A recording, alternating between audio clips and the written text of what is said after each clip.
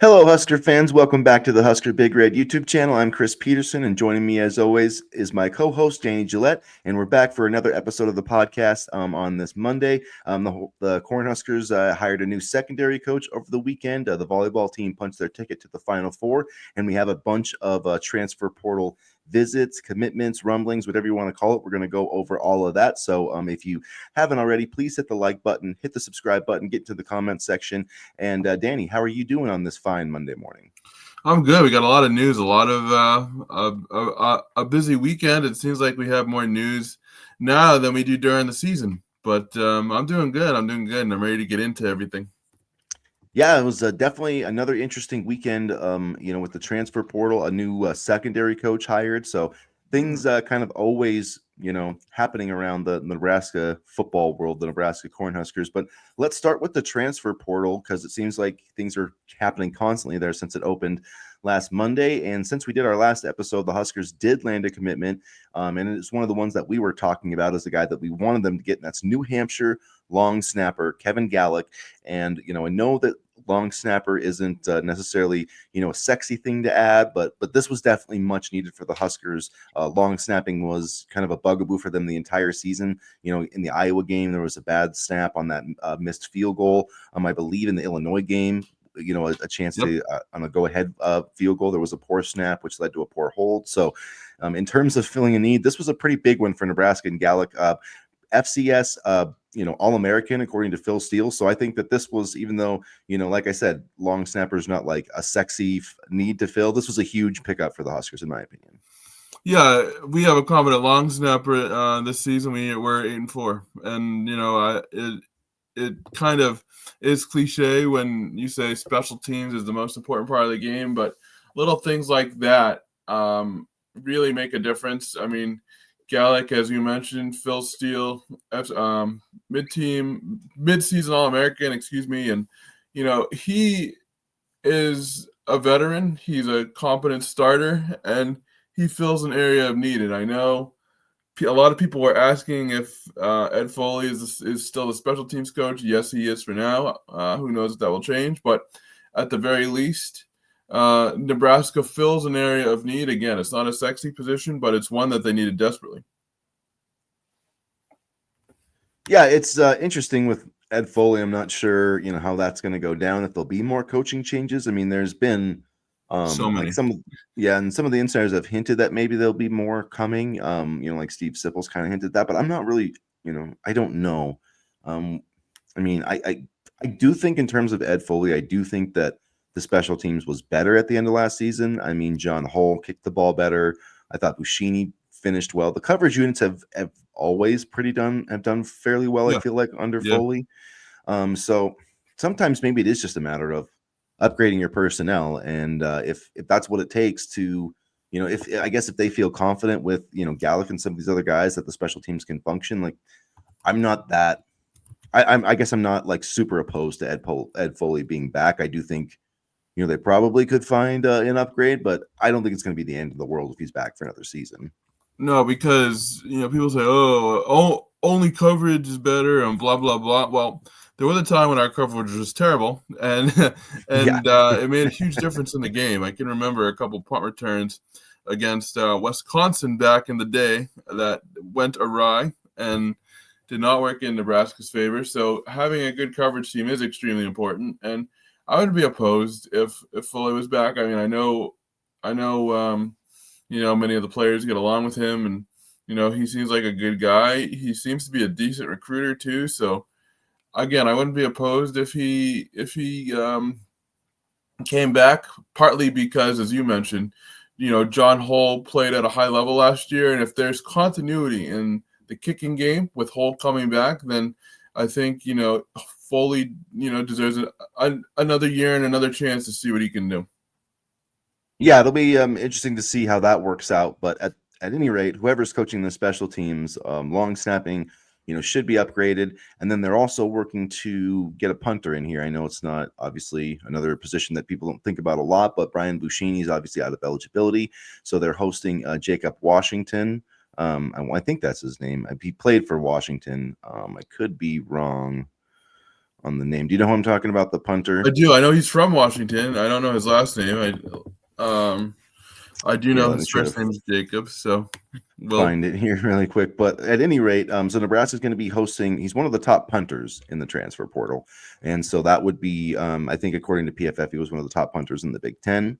So I mean, that would be a nice pickup, and that's kind of a position where you want to have a veteran guy. I know they have some other guys that probably could do that, but after the way the special teams performed last year, like let's just get some proven guys in here and make it as tight, shore it up as much as you possibly can, and I think that's what they're doing here. And with Gallic, I mean, he was going to visit TCU after, and I think they probably were like, hey, man, like, we'll give you some money. Let's lock this up. Like, we need a long snapper, and we're going to pay, above market value to make it happen. So I think that's probably what happened. and the punter's name is Jack McAllister. He was actually in Lincoln yesterday. Jack. Okay, so we were off a little bit there on them, but at any rate, We Jack got the school and McAllister. we got the first name right. So, But but good. Well, I was just gonna say, I think that would, it's clear that they're trying to focus in on special teams. So, I like that, and a bunch of other visitors. I guess when we were talking about just kind of off air before we started, Isaiah World, the 6'8", 310-pound offensive tackle from Nevada. I've been talking about how they need, tackle. They need a big, pass protector out there. He didn't give up any pressures last year in 420 pass blocking situations. He did. He's expected to visit Oregon. He just visited Texas A&M. Like, it's going to be really tough to get this kid, but man, that would fill a huge need because this team needs a really solid pass blocking left tackle, in my opinion. And they're also looking at wide receivers. Eric Fields was in town yesterday. Nyza Hunter is going to be in town on Wednesday. I think he's going to visit Kansas State on Friday. So I like where we sit with Hunter in his recruitment, and he would be another dynamic wide receiver. And people are like, oh, why don't, we don't need more receivers. Why do we need another receiver? Well, Isaiah McMorris is gone. You got Jamal Banks who's gone. You got Isaiah Nair who's gone. And you have a bunch of unproven, but very, very, very talented wide receivers. And Hunter would at least bring veteran experience to the room, and he would add another playmaker for this program. So, Hunter and Fields, I love Fields. I mean, I've been talking about Fields since even before this transfer portal process started. I would be very excited to land either Hunter or Fields, and I do think we have a better shot at Hunter. I think Fields is going to be a bit of a tougher get, but sign me up for either one of those guys. Yeah, in terms of an Isaiah Hunter, so he's a redshirt freshman, or this was his redshirt freshman season for Cal. 40 receptions, 578 yards, 5 touchdowns, 6'2", 210 pounds. Now, there is why Nebraska is after this guy, because like you look at their best receivers, Ja'Cory Barney, I mean, kind of a smaller dude. Cortez Mills, as much as I love his playmaking abilities, kind of a little bit on the smaller side. I mean, 6'1", 6'2" is not that much bigger, but 210 pounds. I mean, Barney and Mills are probably like 160, 170, 180. So like you need a guy that can, catch a slant route across the middle of the field. You know what I mean? Like you need a bigger wide receiver, and Isaiah Hunter, I feel like, would fill that need. He's got 3 years to play. And according to reports, he's down to Nebraska and Kansas State. He visited Kansas State, I think, this weekend, and he's going to be visiting Nebraska later this week. So it's like, man, if you've got Dylan Raiola and you can't beat out Kansas State for this commitment, like that's not a good sign. So, I mean, I feel like Nebraska has a really strong chance to win this. It's going to take some NIL money, but I feel like, I mean, you've got Holgerson, you got Raiola. You should have more NIL money than Kansas State. So this should be a slam dunk. And I'm going to be kind of pissed off if they don't land his commitment, to be honest with you. I mean, they should land his commitment, but say not landing Hunter means being in, a better position with Fields or Rivers, sign me up. But, at this point, and people have said, oh, we need bigger receivers. And, we were talking about it off air. Just give me receivers that can create separation, period. I don't care if they're 5'7" or 6'7". We had 0 receivers last year who could get, separation consistently. So at this point, just give me guys that can give me separation and get me some burners. And I don't really care what their height is. I do think we need some bigger receivers, but give me playmakers who can get separation and use those burners to make things happen after the catch. Because, I don't want to keep picking on Isaiah Nair, but he struggled with separation at times last year. And, I think just getting receivers who can do that is going to be important. And again, I get the size point, but I just want guys that can, get separation and make things happen after the catch. And in terms of with Rivers and Hunter, I would like to see him add both. I think they need two. I think one wide receiver really is not enough with this team because you don't have any. You have one kind of proven guy right now, Ja'Cory Barney. That's really it. I mean, on this entire roster, you don't have. I mean, who else has really proven that they and produced at a college level? I mean, Cortez Mills. Yeah, great recruiting ranking, but hasn't caught a single pass in college. And I mean, Quinn Clark hasn't made an impact yet. So like, I'm trying to think of anybody else in the receiving core that, could step up and kind of, play a bigger role next year. I mean, Jalen Lloyd, I guess, is kind of the other hangover or holdover, with Malachi Coleman leaving and Banks in there. So, I mean, there is a lot of kind of production that needs to be replaced. So personally, I do think that, whether it's Rivers and Hunter or a couple, I think they need to add two wide receivers to this group. And then, add those two guys to, Cortez Mills and Ja'Cory Barney, and maybe someone like Quinn Clark comes along or Carter Nelson. Then I think you're sitting pretty good. But one receiver, even if it is like a Rivers, I still feels a little bit thin to me. It still feels like you'd be relying a lot on, like a Quinn Clark or a Carter Nelson or somebody who hasn't produced before to come in and produce, and like multiple guys. So I'm hoping that they can get a couple here wide receivers in the portal. Well, you mentioned Carter Nelson, and I could see him going back to tight end because I know Thomas Fidone is probably coming back, and then you have Heinrich Harburg, and then you have Carter Nelson. So I don't Lindenmeyer too. He'll be back. Lindenmeyer. So I mean, you have options at the tight end position as well, but still not a ton of veteran experience there. And speaking of tight ends, former Nebraska tight end Nate Borkature was on a visit, to Texas A&M over the weekend. So hopefully he'll find a landing spot there. I know the tight ends coach at Texas A&M has Nebraska ties, Ellsworth. So we'll see what happens there. Yeah, I was hoping that they'd be able to get Nate Borkature back, and this one really is, an NIL play. I mean, and you can't blame the kid because, I mean, Borkature came to Nebraska as a walk-on, had no scholarship offers, and I mean, over the last 2 years has kind of, built himself into a player, and so I think he realized, if I go in the portal right now, I'll have a chance to, maybe make some NIL money, and because it's like Texas A&M, I think Alabama is interested in him, another SEC school, so I keep seeing things on social media about people being like, "Oh, he's coming back," but I don't think that that's actually happening because it's just, the tough thing about, the NIL and all this is that, the smart teams, you have to treat it like an NFL kind of salary cap system. Even if you're not on a salary cap, you still have limits. And the roster, construction for Nebraska, it starts with Raiola and his number. Okay, nobody's getting above that number. Nobody's getting more money than Dylan Raiola is getting. You can't do that. It just doesn't make any sense. There's not a single player that you can bring in the transfer portal that should be getting more money than him. And if you are giving him more money, then you need to re-up Raiola. Like, that's just how it works. And I know people don't like that, but that's just, if Nebraska brings in somebody else and I'm Raiola and that dude's getting paid more money than me, then I'm going to want to re-up my deal. You know what I mean? That's just the business side of it.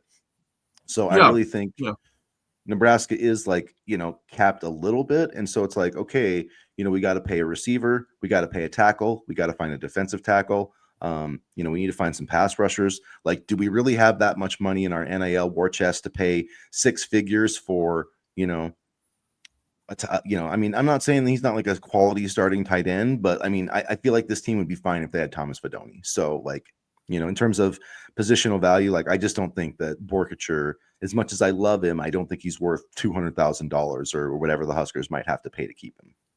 Yeah, and we have, younger talent at the tight end position as well. And, I think Keelan Smith is another name that pops into my head. So we have options. It's not a position of need necessarily. So, I think as much as we would love for him to come back and how well he played under Dana Holgorsen last year, I don't think offering Borkature that type of money would be a smart idea.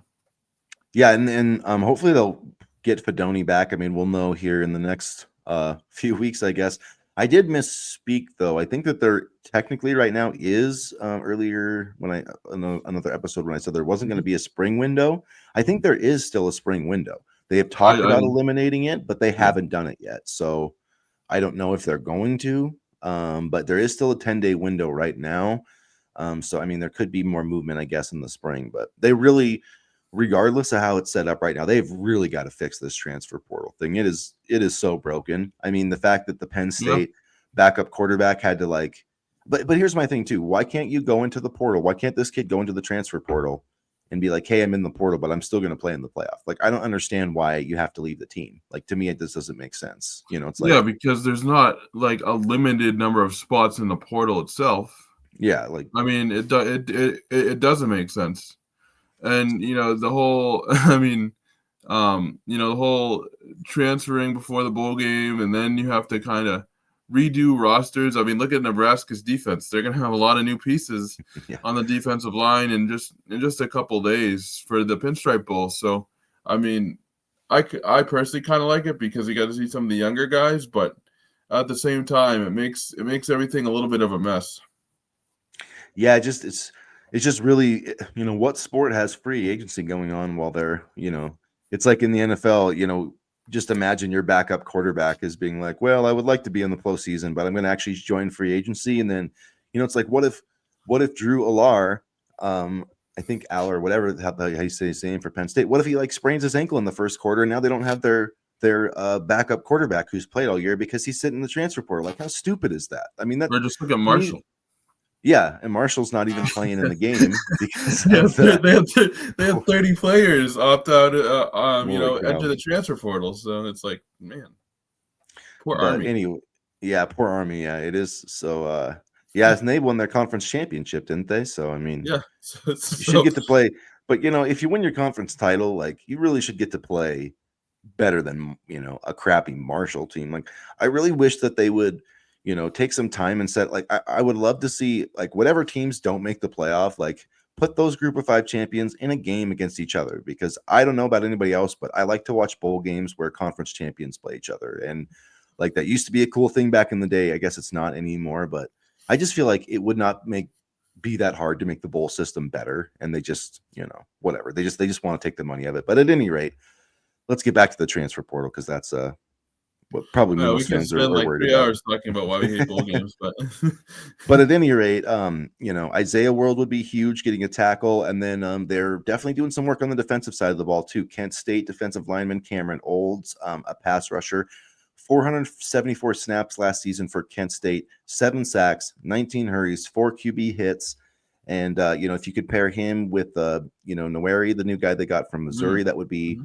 another really nice pass rusher. It is kind of interesting. Jamari Butler committed to LSU this weekend. Princewell Umalian to Ole Miss. James Williams, though, kind of he posted about maybe getting left out in the cold. I'm not really sure what to make of his post with the Will Smith thing, but Yeah. maybe there's a chance he comes back. I mean, he hasn't committed yet, hasn't gone to Florida State. Would you take James Williams back if that was a possibility?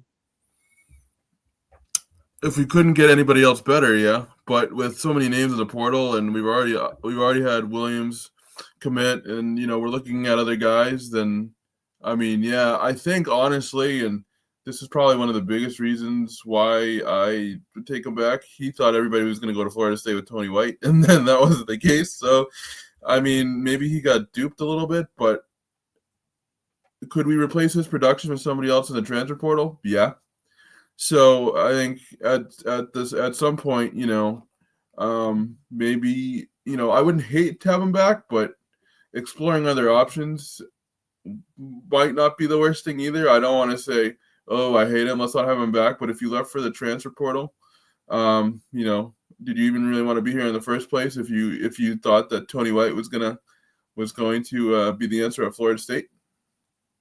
Yeah, and the thing too with like James Williams, I guess, I mean, I can see a little bit following, Terrence Knighton, I guess, because he kind of developed him. But it's like, man, Nebraska gave you your shot, and you literally were a JUCO kid that didn't really have a lot of opportunities. And so it's kind of disappointing that, anyways, how that works out. But you look at some of the guys that they have brought in. I mean, Jonah Pace from Central Michigan visited last week. I think he's a really good player.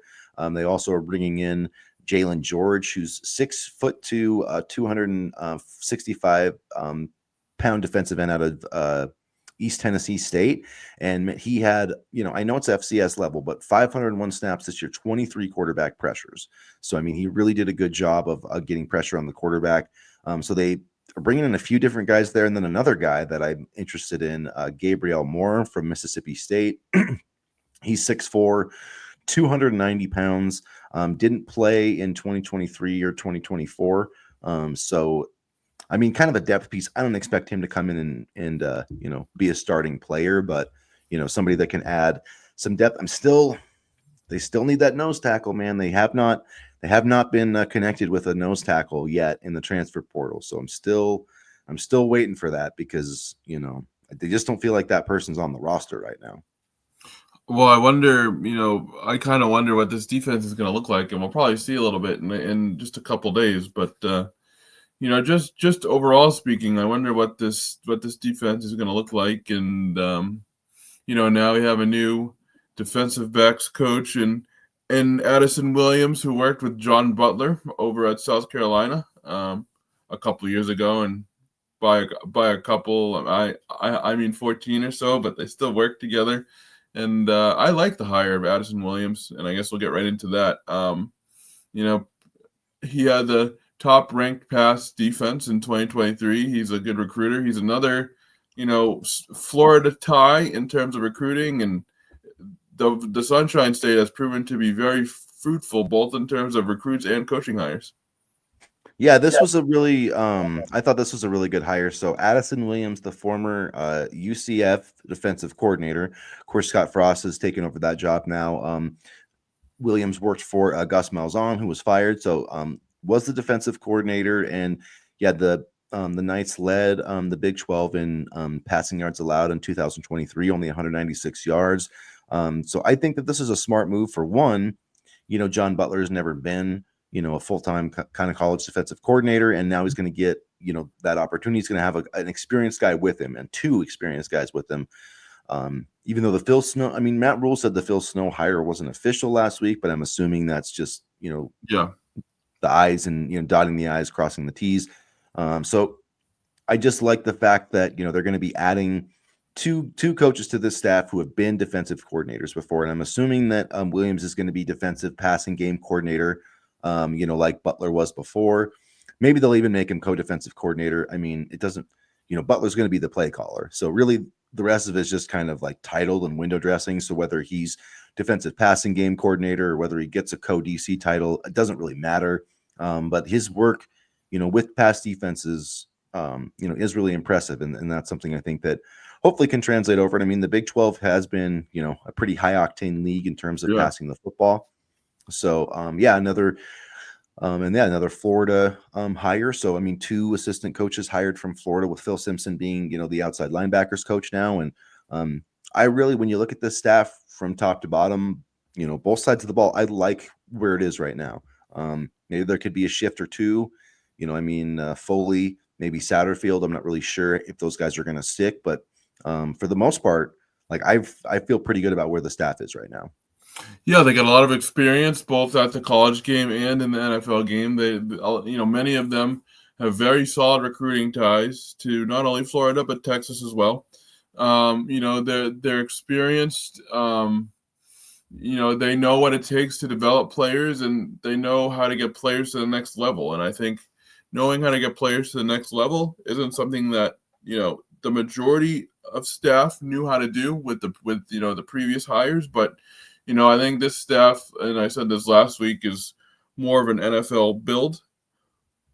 So I think that will help in recruiting. And I think that will help in recruiting. And, you look at a pending commitment date with Hunter Higgins. He's going to announce on January 15th, 4-star defensive lineman. And so I'm wondering if, Terry Braden's experience will help there. And, it's about development. It's about, selling players that they can get to the NFL, and it's about playing time nowadays. And I think Nebraska has a lot to offer on both sides of the ball there. Yeah, and I think they did a good job striking a balance of, like recruiting type hires. Like Phil Simpson's a recruiting hire. I'm not saying he can't coach the position, but that's a hire that's born out of recruiting. And Yeah. and I think that this is more of a, more of an on-field hire, you know what I mean? So I feel like they've done a good job of kind of balancing that. You've got really good on-field coaches and then guys that I think could be really good recruiters. And Matt Rule, I think, is a really good recruiter. I mean, say what you want about him. I think he's probably a better recruiter than he's just a flat-out football coach. I mean, to be honest, I think he just really does, kind of shine in that element of, going into the family room, meeting players, yada, yada. He just is really good in that aspect. And so I think that's a really strong thing. And they built some strong recruiting classes. Now they just need to, develop them, supplement them in the transfer portal. And yeah, I like where, where they're kind of at building this roster. It's going to be interesting to see, what continues to happen. And I mean, do you think Nebraska's, in terms of the transfer portal, do you think that they're done with transfer portal departures at this point?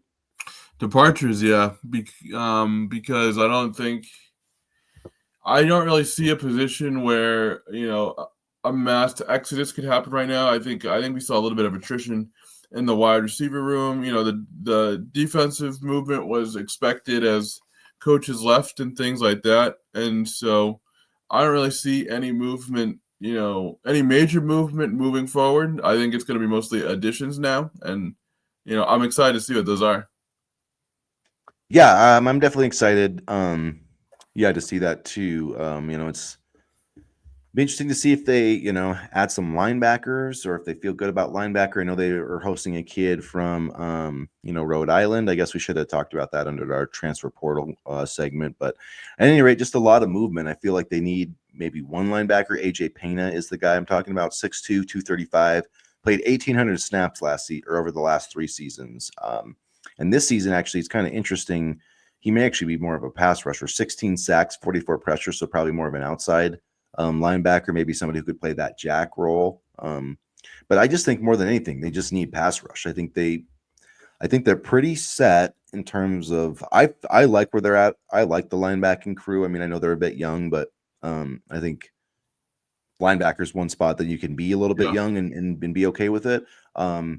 Especially since Shavers is going to be playing. I mean, he played this year, so like he's going to be experienced next year. And so, I mean, maybe they could add a guy, but for the most part, I think they need pass rush help and they need a nose tackle. They really, I mean, unless they're gonna switch to like a four-man front, because I just don't see, like, I know a lot of people are like, oh, we could have Van Poppel, Keanu Davis, and Noeri starting, and like I get that, but I just don't know if Van Poppel can hold down the, I'm just not sure he could play nose. He's 290 right now, so he would have to gain 20, 30 pounds, and that's a lot. That would be a lot to, I mean, I just never really pictured Riley Van Poppel at 320, but maybe he can get there. I don't know. I'm not saying he can't, but I just feel like I'd really like to see him find a guy that's 6'3", like 330 pounds, that can play 20 snaps a game and just be immovable in there.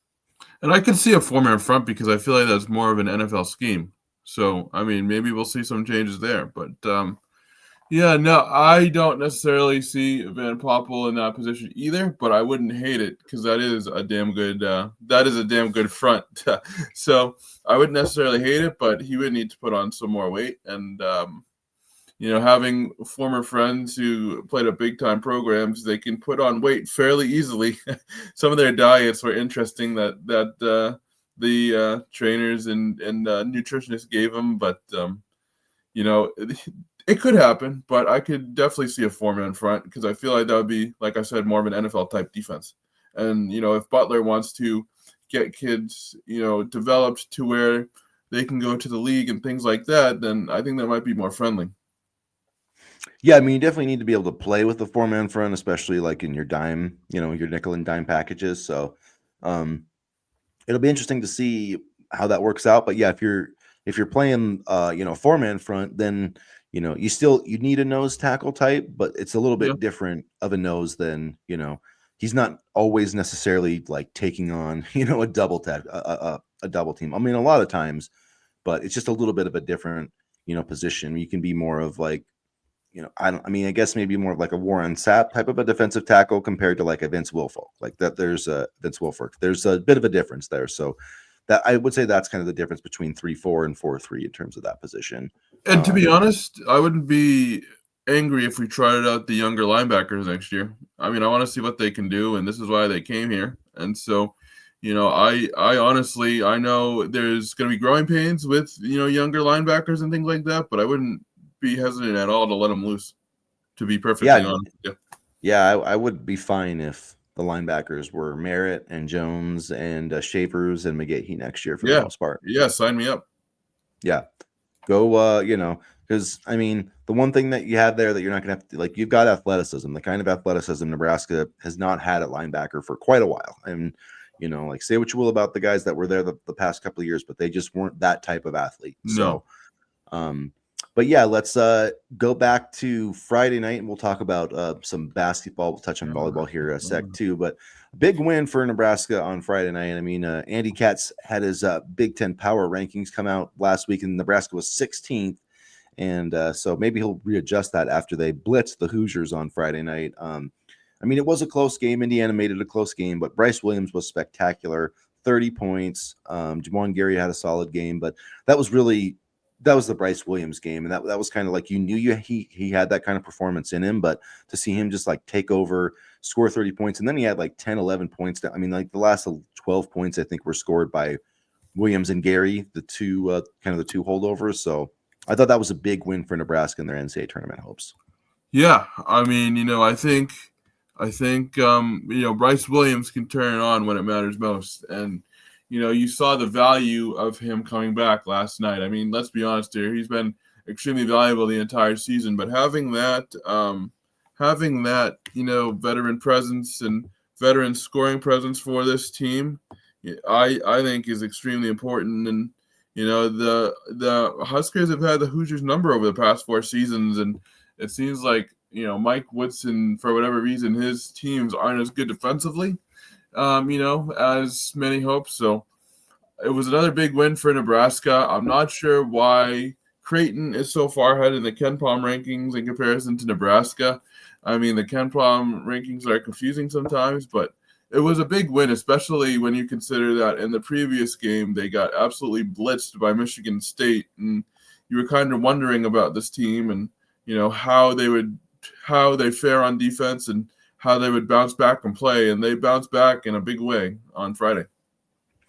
And yeah, it's Nebraska was like in the 70s in terms of the NET rankings, and now they're up to 57. So that was pretty good. It's in terms of the NET rankings, Indiana and Creighton are actually below Nebraska's, which doesn't necessarily help them in terms of victories. Although the Creighton win would still be a quad one. I think any top 75 win, I believe, on the road is a quad one victory. So, but yeah, the KenPom is kind of hard to figure out with his kind of advanced metrics there. But I mean, he does adjust it quite a bit. But yeah, I'm not sure why they're, 41st is Creighton, Nebraska, up to 54th. So 57th in the NET, 54th in the KenPom. So really right where you'd expect this team to be, kind of on the bubble. But yeah, they're going into the Diamond Head Classic this weekend on starting on Sunday. Kind of the the mid-season tournament, 18 tournament. Murray State's going to be there. Murray State ranked 103rd in the KenPom, so that's not going to be an easy game on next Saturday. No. Or I guess that would be Sunday, excuse me. So Murray State will be an interesting. Oregon State's in that tournament as well.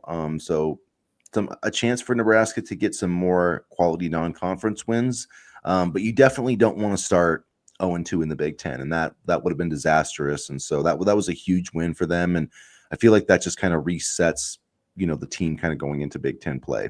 Yeah, absolutely, and it gave them confidence heading into Big Ten play, and because you lose at Indiana, your confidence is shot too. But I'd love to see, and this is where they struggled last year. They played very good at the vault, but they struggled on the road. So I'd love to see their road woes kind of cease here, and have them play well both at home and on the road. It'll be interesting to see what they do, but that tournament is kind of exciting to me. It's teams that we wouldn't normally face, and some really, really not necessarily high ranked teams, but tough teams. So I think it's going to be a good test and not some sort of foo tournament. Yeah, it'll be fun to see to watch the Huskers play some hoops. They might be playing on Christmas Day, so give you something to kind of pass the time. And then beyond that, the volleyball team getting back to the Final Four for the third time in 4 years, the 18th time total, and it just truly is amazing how the narrative just a couple years ago was how this program couldn't beat Wisconsin, and Wisconsin kind of owned Nebraska volleyball. They won 10 matches in a row at one point. Well, they played 9 sets this year, and Nebraska won all 9. So, I mean, in terms of who owns who right now, Nebraska owns Wisconsin in volleyball, and going back to the Final Four and 2 wins away from a national championship. And I know we weren't the number 1 overall seed, but I feel like Nebraska, there's a lot of reason to feel good about this team going to Louisville next week. Absolutely, and they're playing well. They're playing at a high level right now, and they were able to sweep the Badgers on Saturday, and not just a close victory, but a sweep. Lexi Rodriguez raised her dig total to 1,881 digs, so close to the school record, and now they're getting ready to play Penn, the winner of the Penn State Creighton game, which I believe hasn't happened yet. So they're making their 18th overall appearance at the Final Four, and this is a team that coming into this year struggled a little bit, but you really saw that experience shine over these last couple months as they were able to kind of readjust and refocus and get back to their winning ways. And Penn State did beat Creighton last night, so it's Nebraska and Penn State, and then Louisville, I believe, and oh my gosh, I'm blanking right now. Pittsburgh, Louisville and Pittsburgh. I believe it's Louisville and Pittsburgh is on the other side of it. So it'll be Penn State beat Nebraska. It was one of their 2 losses. Their 1 loss in Big Ten play, of course, that was at Happy Valley, and just not it was one of their off days, but definitely going to be a challenging match. And Lexi Rodriguez within 1 dig of the school record. She was the region AVCA region player of the year, but Harper Murray really was spectacular this weekend. On Friday night, she tied the school record for the most kills in an NCAA tournament match with 22, and yesterday she just her defense and her passing has gotten so much better, and that's really if you watch back at the national championship match last year, she really couldn't pass the ball very well, and Texas really targeted her. And so, I mean, not just the fact that, her offensive game has gotten better, but the fact that she has made such an effort to become a better defender, to become a better passer, and just to become a better teammate. I think it's just a truly an incredible coaching job from John Cook. And this is a guy who to me always felt like, kind of a hard ass and like yada, yada, yada. And I feel like he really, your dog agrees with me. Not only with that, but I feel like he really, just kind of changed his ways. I mean, getting on TikTok, doing some of those other things. So I feel like he really needs to be commended. And I thought it was just fitting, though, that Harper Murray kind of cinched up that match with 2 defensive blocks. And, I think she had 10 or 12 kills, maybe 10 kills, but like 12 digs, 4 blocks. And I'm just really excited about this team. And they're definitely on a mission. They've been on a mission all year. And now we're 2 matches away. So Penn State and, they beat Louisville before, haven't played Pittsburgh, except they did beat them last year in the Final Four. So we'll see what happens. But I'm really, really feeling good. It would be nice to add a national championship. It's been a while. It's been too long since Nebraska's won a national championship in volleyball. So it's time.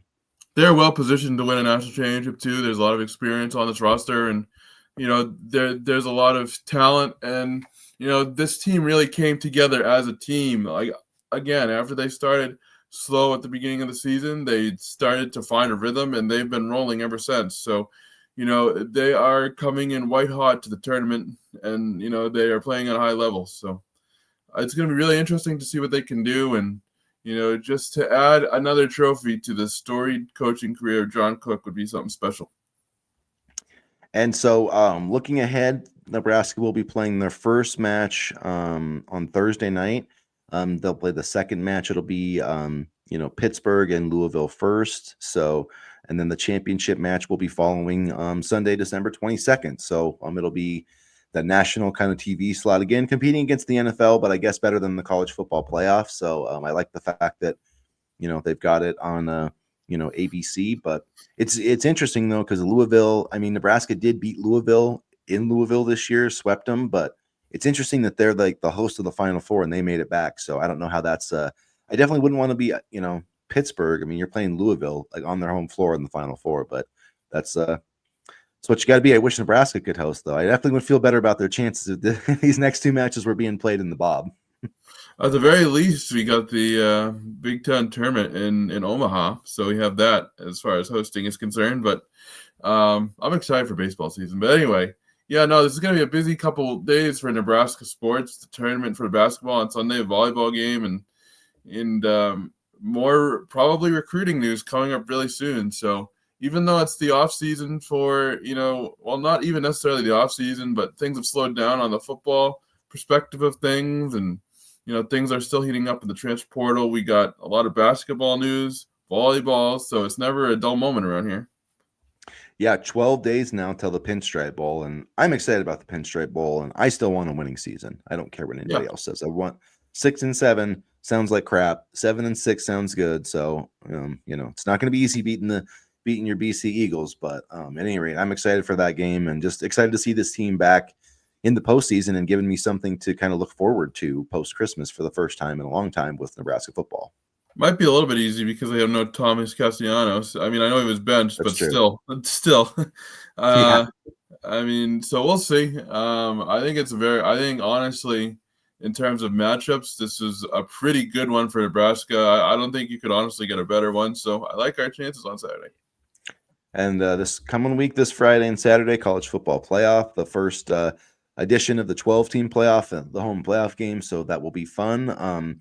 But yeah, I'm sure there'll be a lot more transfer portal news and stuff this week. So we will come back with another episode Wednesday or Thursday, kind of catch up on what's going on there. But until then, if you haven't already, please hit the like button, hit the subscribe button, get into the comments section. And as always, go Big Red. Go Big Red.